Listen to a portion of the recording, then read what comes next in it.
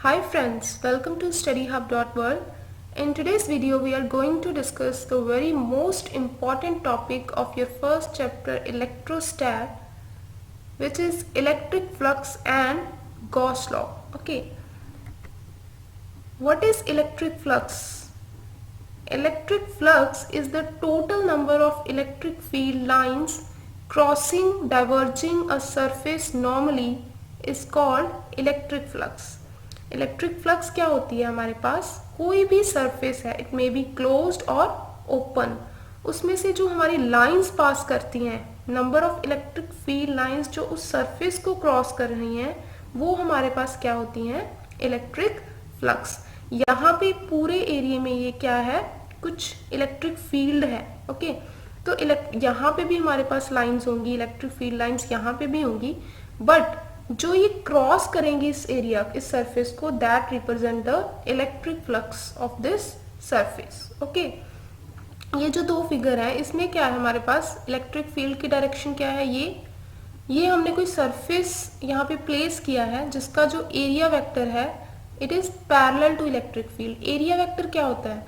हम किसी भी सरफेस में से जो एरिया वेक्टर है वो नॉर्मल टू द सरफेस लेते हैं। ओके, तो इस सरफेस के लिए जो नॉर्मल डायरेक्शन है that is this one, parallel to electric field. तो इस केस में जो हमारी इलेक्ट्रिक फ्लक्स होगी वो क्या होगी? मैक्सिमम। वो हम डिस्कस करते हैं अभी। इस फिगर में हमारे पास क्या है? ये एक सरफेस है, ओपन सरफेस। ओके, हमने इसमें से एक स्मॉल एरिया एलिमेंट डीए लिया। ओके, और इस डीए एलिमेंट की जो परपेंडिकुलर एरिया वेक्टर है it is in this direction. Okay, electric field की डायरेक्शन सिंपली हॉरिजॉन्टल, तो इन दोनों में जो एंगल है वो क्या है? थीटा। ओके, तो इस स्मॉल एरिया एलिमेंट की जो इलेक्ट्रिक फ्लक्स होगी D phi, it will be equal to E vector dot N cap D ए।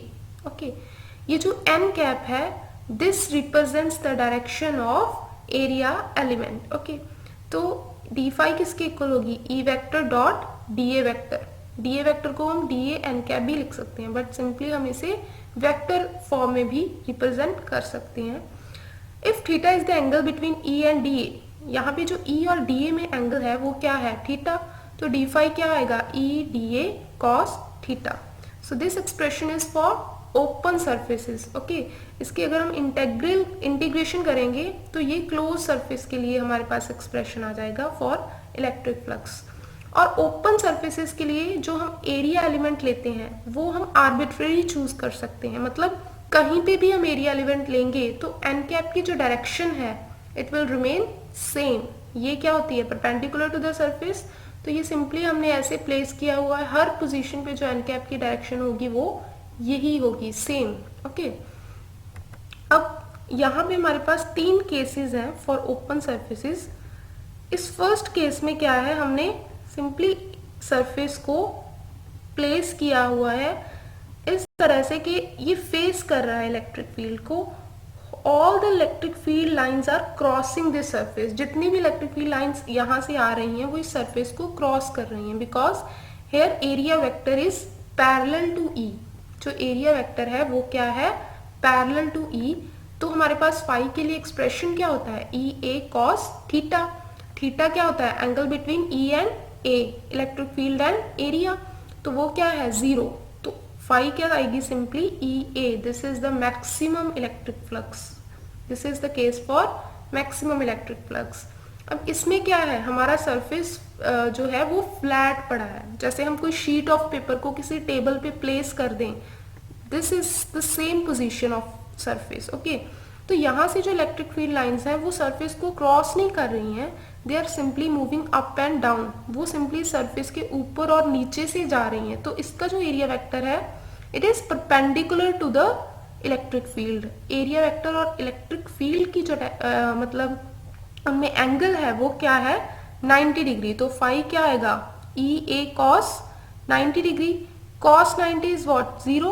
तो फाई क्या आएगा हमारे पास? Zero. So in this case the electric flux is zero because no line is crossing the surface. कोई भी line जो है वो इस सरफेस को क्रॉस नहीं कर रही। ओके, इस थर्ड सरफेस में क्या है हमारे पास? ये ओब्लीक पोजीशन में बढ़ा है। तो इसमें जो हमारे पास एरिया वेक्टर की डायरेक्शन है it will be perpendicular to the surface, okay normal.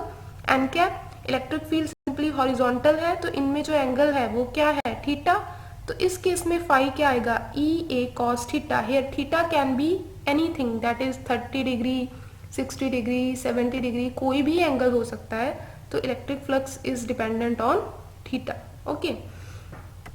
Now ये था हमारे पास ओपन सर्फेसेस के लिए जो हम फाई को डिस्कस कर रहे थे। Now if we have a close surface, close surface जैसे हमने कोई स्फेरिकल बॉल ले ली या फिर किसी बलून, कोई बलून ले लिया, ठीक है। Balloon is a close surface, ठीक है। तो उसके हम उस पर हमने छोटे छोटे एरिया एलिमेंट्स ले लिए, हम उसे बहुत सारे एरिया एलिमेंट्स में डिवाइड कर सकते हैं। And these area elements are uniquely determined because हर पॉइंट पे जो एरिया एलिमेंट की जो डायरेक्शन है इट इज डिफरेंट। यहाँ पे एरिया एलिमेंट की डायरेक्शन इस तरफ है, यहाँ पे एरिया एलिमेंट की डायरेक्शन ये है, but the direction of area element is always normal to the surface. ये तो फिक्स्ड है कि जो एरिया एलिमेंट की डायरेक्शन है वो नॉर्मल टू द सरफेस होती है, okay.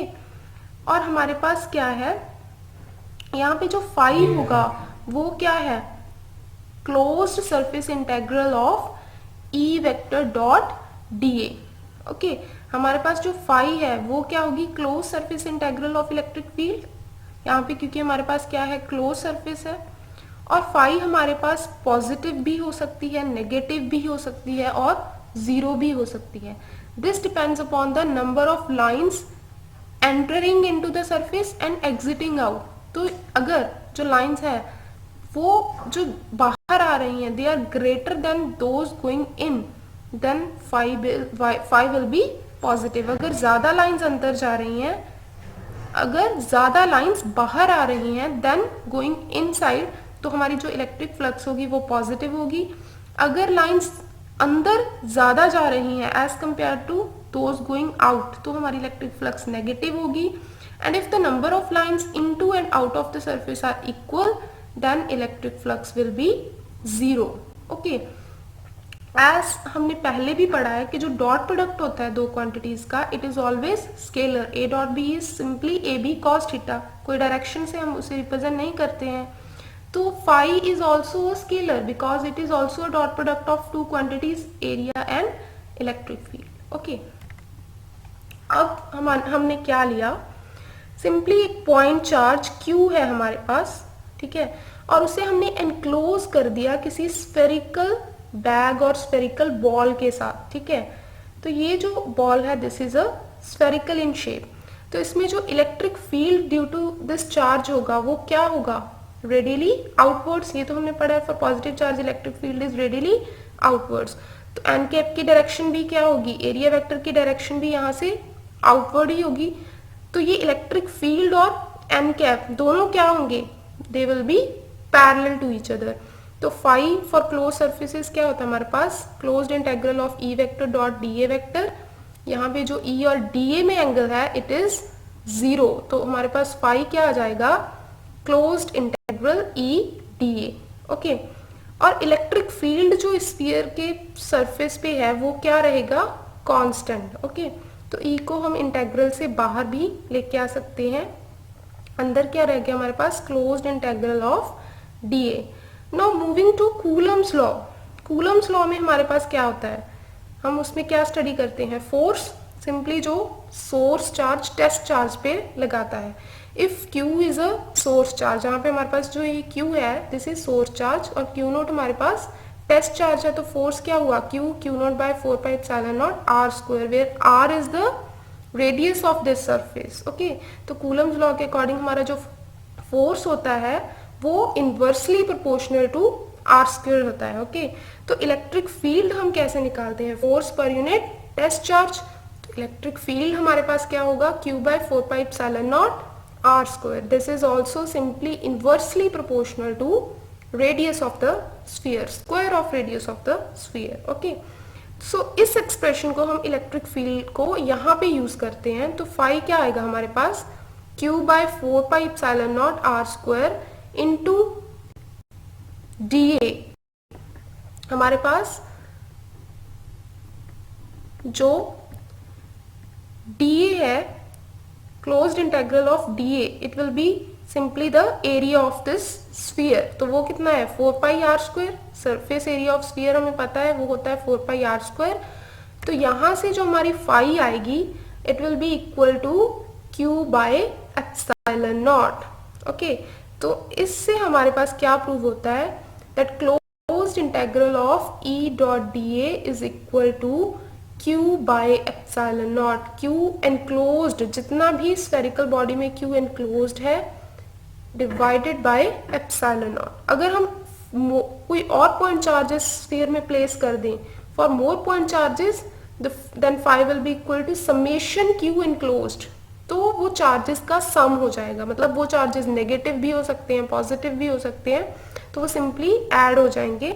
So summation Q enclosed by epsilon naught is equal to closed surface integral of electric field. This simply represent the very important law that is Gauss law. तो इस Gauss law को हमने Coulomb's law की help से drive किया है, okay? And this is applicable only on symmetrical surfaces. ये सिर्फ symmetrical bodies पे ही apply होता है। एंड सिंपली हम इसे 3 काइंड्स ऑफ सिमेट्रीज के लिए यूज करते हैं, spherical, cylindrical and plane symmetry. हम इसकी एप्लीकेशंस करेंगे तो उन एप्लीकेशंस में अगर हमारे पास कोई स्फेरिकल बॉडी है then Gaussian surface will be a sphere. अगर हमारे पास कोई सिलेंड्रिकल बॉडी है then Gaussian surface will be a cylinder. और अगर हमारे पास कोई प्लेन शीट है या कोई प्लेन है जिसको हमने यूनिफॉर्मली चार्ज है जो, तो उसके लिए हम सिमेट्री यूज करेंगे प्लेन सिमेट्री। और गॉसियन सरफेसेस जो होते हैं वो सिमेट्रिकल होते हैं, ठीक है। हर पॉइंट पे गॉसियन सरफेस के हर पॉइंट पे जो इलेक्ट्रिक फील्ड की वैल्यू होती है that is same, okay. Now हम इस वीडियो में सिर्फ एक ही एप्लीकेशन को डिस्कस करेंगे गॉस लॉ की, that is electric flux due to a sphere. Electric flux due to a sphere. तो इसमें हमारे पास क्या है, ये क्या है एक स्फीयर जिसको हमने प्लस क्यू चार्ज को स्फीयर पे यूनिफॉर्मली डिस्ट्रीब्यूट किया है इसके सरफेस पे, and this sphere has radius R, capital R. तो हमने इस स्फीयर की वजह से जो इलेक्ट्रिक फील्ड है वो फाइंड करना है at every point on the in the space, means inside the sphere also and outside the sphere हम इलेक्ट्रिक फील्ड को फाइंड कर सकते हैं using Gauss law for this spherical body जिसपे हमने चार्ज को यूनिफॉर्मली डिस्ट्रीब्यूट किया है, ठीक है। तो इनसाइड अगर हमने फाइंड करना है तो हम गॉसियन सरफेस को इनसाइड ड्रॉ करेंगे जिसकी जो रेडियस है it is small r, okay.